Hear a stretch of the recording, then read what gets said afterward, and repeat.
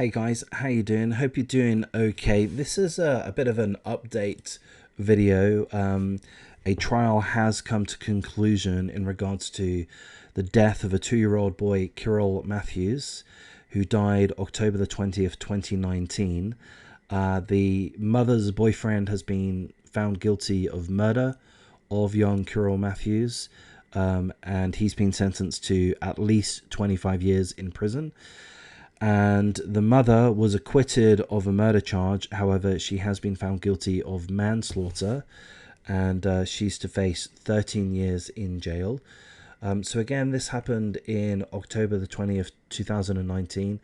It is a case of ongoing child abuse, physical abuse of the young boy, Kyrell Matthews. And one of the strongest reasons, most compelling reasons that the prosecutors and the jurors were able to come to a guilty conclusion was that the mother, who's, I'll show you who, there's the scumbag boyfriend, the mother's boyfriend, Kyrell Brown, 28 years of age, described as a violent thug.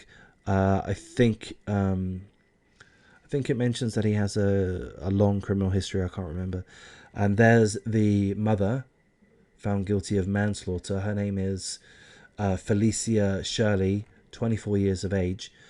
She suspected that the boyfriend was cheating on her, so she set up some secret recording devices. I believe her mobile phone. It's not specifically mentioned, but in the process of trying to record the boyfriend, in his cheating ways, alleged cheating ways, the mother actually recorded multiple recordings of herself as well as the boyfriend, both together and separately, abusing Kyrell Matthews multiple times.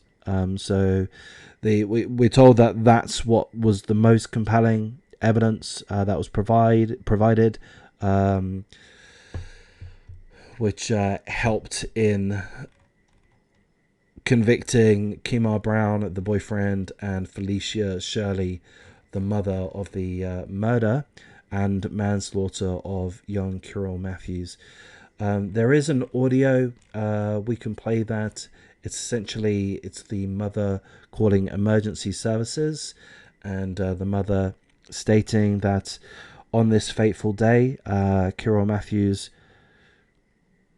was virtually dead, effectively.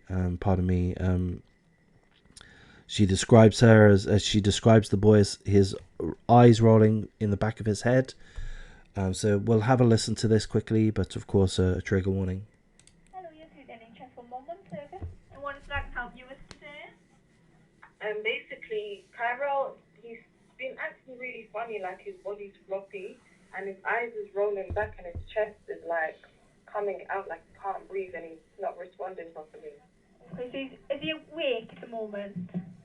Yeah, but it's like he'll be laying down and then he lashes out, and then he's just not. He looks like he's not here. Basically, his eyes are just rolling back. Based upon that information that you have just given me there, but it's advised I do arrange an emergency ambulance. So there's the mother calling emergency services, as if she has no understanding as to why Kyrell Matthews would be in the condition that he was in, limpless, virtually lifeless. She comes across as if she has no idea. How did this happen? Well, she knows how it happened. It happened at the hands of the ongoing abuse that Kyrell faced during his short life, at the hands of the boyfriend, primarily, as well as at the hands of the mother. So there are recordings of the mother striking young Kyrell. I'm going to go on a tangent. Hopefully I'll keep this very short. I don't have children, so to make that clear, I'm not going to try to be overly judgmental towards parents, although I kind of am. But I'm going to mention somebody who's a controversial figure, Stefan Molyneux.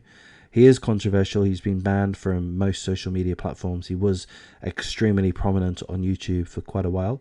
but he has certain viewpoints that are controversial, and without getting overly political, in this day and age, we're not allowed to have controversial viewpoints anymore. So he was booted. So Stefan Molyneux. But one of the reasons why I liked listening to him, there were a few different reasons, but one of the reasons was because he would talk about the non-aggression principle, his philosophy, which was most notably, he would talk about it in regards to spanking, disciplining children. And I do recommend, if you're a parent and if that's a question that you have, I strongly recommend looking into Stefan Molyneux. If you're interested, make a comment and I'll try to point you towards him or something. Stefan Molyneux, but he discusses just argues that it's just the wrong thing to do to hit your child in any way, shape or form at any stage, for a few different reasons. Not least would be because an adult is so much stronger, has so much more physical strength than a young child. This is a 2-year-old. He's, he's a weak boy. He's they don't have any strength. This is a big burly fucking piece of shit scumbag. 28 years of age. He's got man strength. The woman, yeah, okay, she's got strength. Compare the woman's strength to that of a 2-year-old, even an 8-year-old, a 10-year-old, a 12-year-old. Even a woman has a great deal more strength. So if a parent strikes a child, and again, I'm not trying to be overly judgmental. I don't have kids. So I haven't directly experienced this. But if a parent, a grown adult, spanks a child, it's the physical strength differential, or disparity perhaps, is too great. It's too great.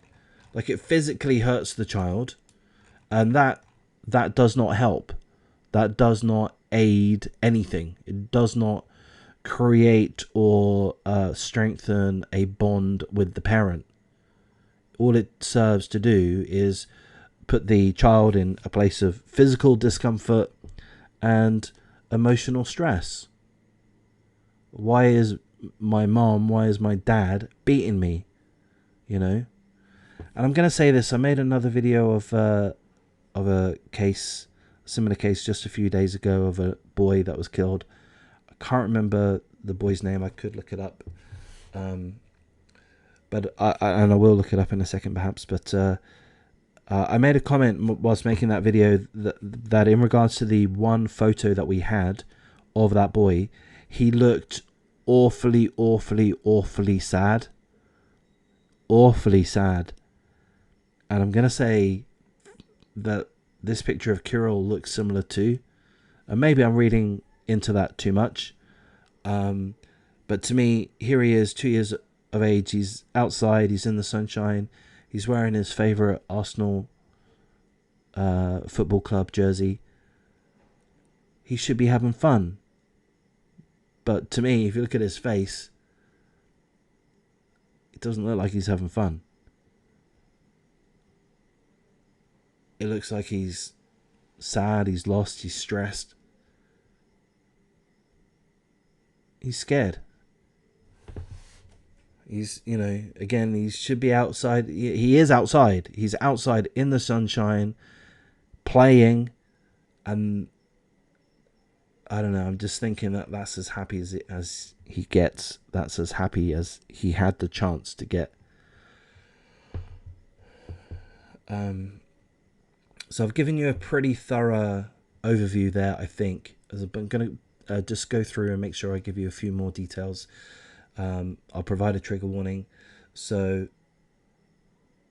he did have 41 rib fractures as well as extensive internal injuries. It was clear that he suffered ongoing abuse, and it would have just been one further bout of abuse, physical abuse, that would have led to his death. So there were multiple recordings of the boyfriend emotionally, verbally abusing young Kyrell. Shut up. You have to ruin the fun. Another recording, the mother striking Kyrell, and then he breaks down in distress. I'll mention this. You may find this relevant. You may not. I'm not too sure if it is or not. But both the mother and the boyfriend were unemployed at the time that this incident occurred, that the death of Kyrell occurred. And they were both cannabis users. Maybe that's completely irrelevant. I'm not anti-cannabis. I kind of support cannabis. But at the same time, I do feel that it can be misused by some people. I feel that it is misused by some people. And, you know, maybe that's just another piece of the puzzle. Maybe I'm being unfair, unreasonable by mentioning that. But my feeling, agree with me, disagree with me, but I feel that, and this could be based on stereotypes, unfair bias, etc., but I feel that some people overly rely on cannabis as they do other drugs, and with that they can use that as, I don't know, it's indicative that they don't really care about their other responsibilities. You know, so it's just indicative to me, potentially indicative that they weren't really caring towards their own child or the mother's own child. So the judge heavily criticized the mother, pointing out that that the mother cared more about her relationship with the boyfriend, and she utterly failed to protect the child. So to me, I'm going to go on another bit of a tangent here, but to me, this is about enabling. Obviously, this is an extreme form, an extreme situation of enabling, but that's what it seems, and perhaps it's best to read through the article more directly. But it seems like the mother just turned a blind eye, allowed the boyfriend to dish out the beatings as he saw fit. The mother didn't do enough to stop the beatings, to safeguard Kyrell, her son, her 2-year-old son. She did not do enough. It's quite possible that she did nothing at all. I don't know, maybe she did do some things, but even if she did do some things, she did not do enough. And with that not doing enough, she utterly failed young Kyrell, who died at the hands of the man she was enabling. And that angers me on several levels, but I just want to make the point, and I'm kind of just like going into a stream of consciousness here. I just want to make the point that enabling is a really bad thing, and obviously this is an extreme example, an extreme case where enabling has led to the death of a child. But we see enabling all the time. Probably, I'm going to guess, in most of our lives. Perhaps we're the enablers. For some people that express bad behavior of various kinds, perhaps we give them a pass time and time again, and in so doing, allow them to continue their bad behavior at the expense of their victim or victims. Perhaps we're the enablers in some circumstances. Perhaps others are the enablers. And perhaps you or your friends or your family members are the victims. But I've gone on a bit of a tangent there, but I really do think that this enabling, it's bad, man. We've got to stop the enabling when we see it. Even if it's for something fairly trivial in our day-to-day lives, even if it's relatively trivial, we have to put a stop to it. If we see people doing wrong things, bad things, you know, and I guess there's room for things to be subjective, but if we see someone harming another person on an ongoing basis, we've got to put a stop to it however way we can. We've got to reject that person. Hey buddy, I know you're my friend, I know that you're my family member, I know that you're my colleague, I know that you're my boss, I know that you're a respected member of society, but you're being an asshole in this regard here. You're attacking this person, this group, whatever. And if that continues in any way, I don't want to have anything to do with you, buddy. You know? I mean, you seem, yeah, I like your company, you're good at this, you're good at that, but it is not right for you to be attacking this person, this group.